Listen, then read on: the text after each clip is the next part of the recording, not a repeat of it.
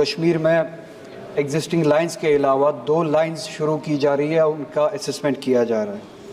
एक अवंतीपुरा से शोपियां तक पुलवामा डिस्ट्रिक्ट को इन्वॉल्व करता है, और दूसरा एक जो असेसमेंट बताया जा रहा है कि किया गया है वो अनंतनाग से पहलगाम तक। ये 2 लाइंस जो है विदाउट एनी प्रायर नोटिस शुरू की गई, असेसमेंट की गई है, और without any assessment of social impact.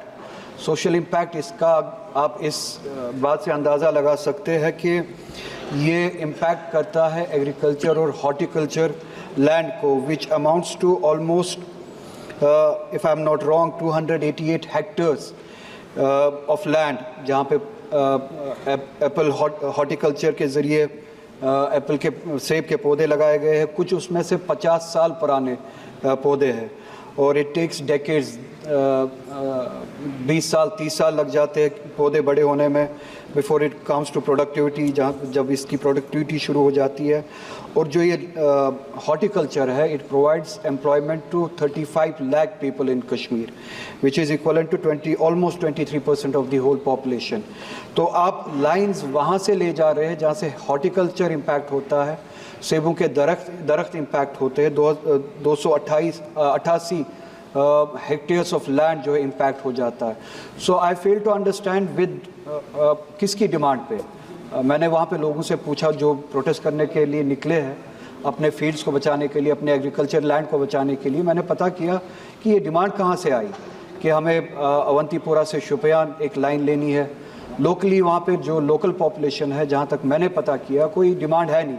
इसी तरह से पहलगाम तक लाइन लेने में ये डिमांड कहाँ से आई?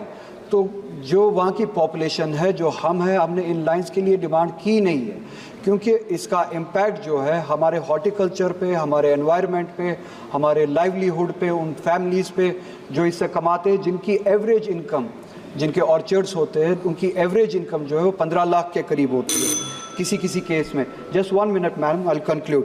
तो विदाउट अ डिमांड एक लाइन की जो सर्वे जो है शुरू की जाती है, हमारी डिमांड ही नहीं है कि इस लाइन को शुरू किया जाए, कोई रिक्वायरमेंट ही नहीं है।